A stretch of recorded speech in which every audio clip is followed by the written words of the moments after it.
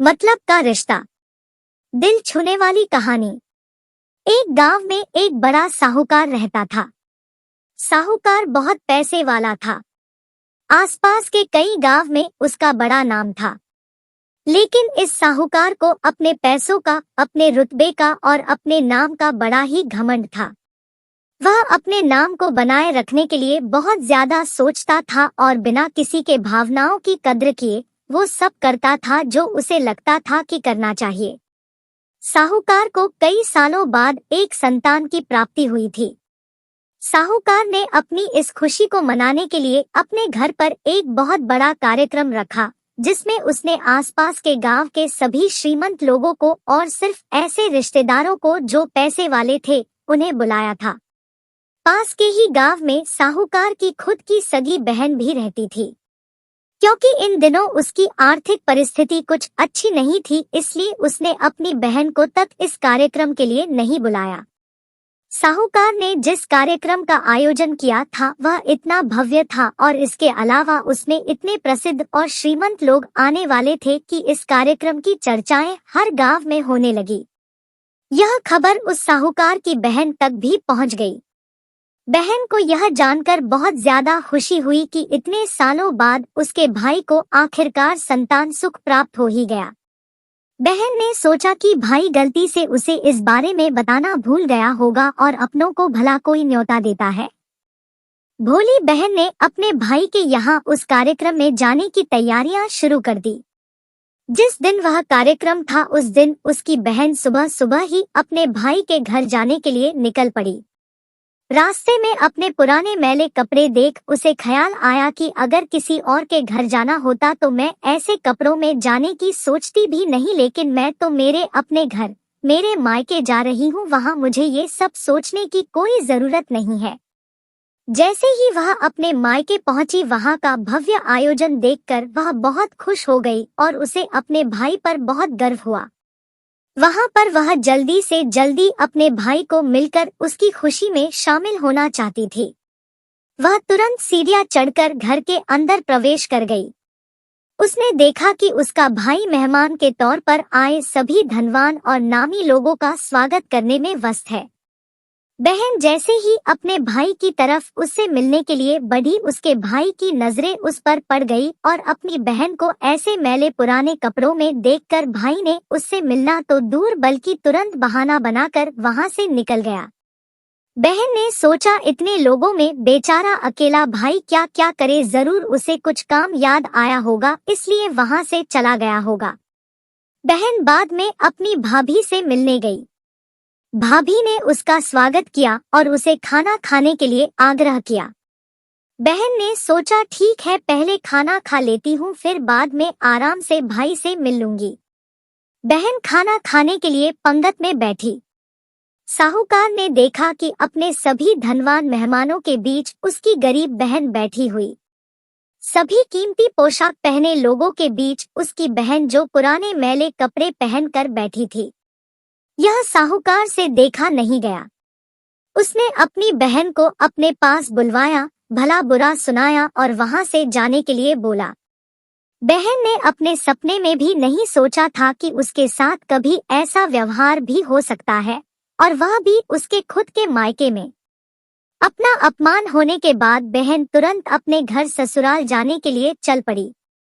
बहन इस बात को पचा ही नहीं पा रही थी कि उसके अपने भाई ने उसके साथ इतना बुरा व्यवहार किया। उसकी आंखों से आंसू नहीं थम रहे थे। रास्ते में उसे अपनी पुरानी दोस्त मिली।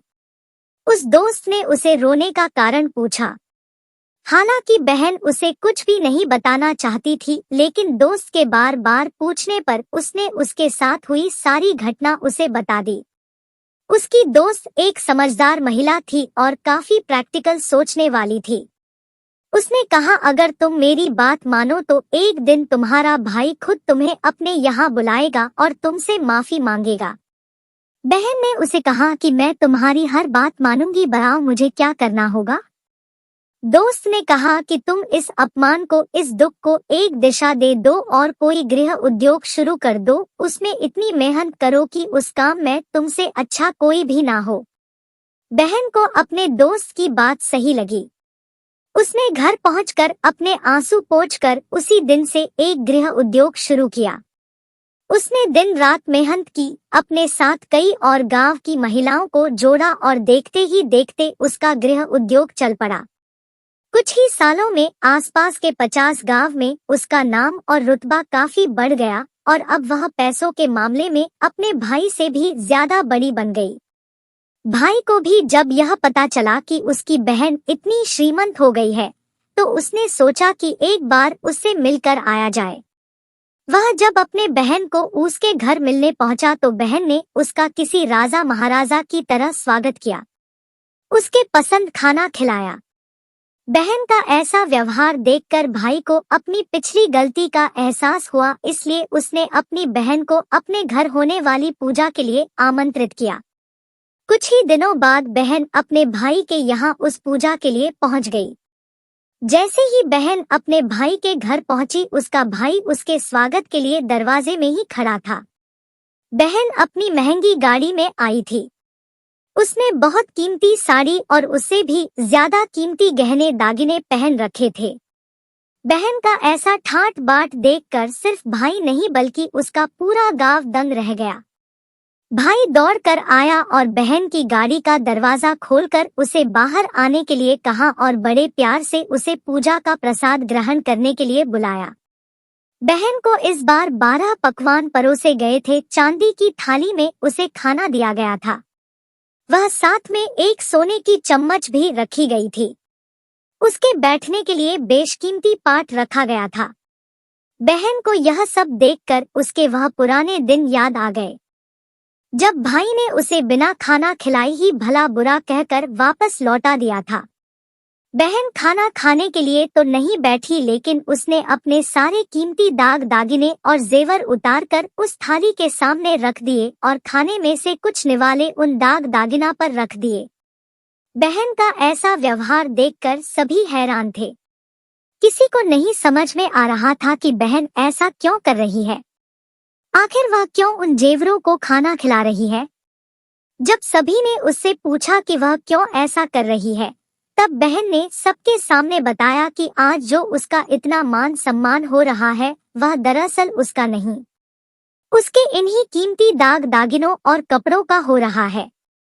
क्योंकि मैं तो अभी भी वही पुरानी साहूकार की बहन ही हूँ। अगर कुछ बदला है तो वह मेरी परिस्थिति है, मेरे कपड़े और गहने हैं। भाई ने अपनी गलती का एहसास होने पर इस बार अपनी बहन के पैर पकड़कर माफी मांगी।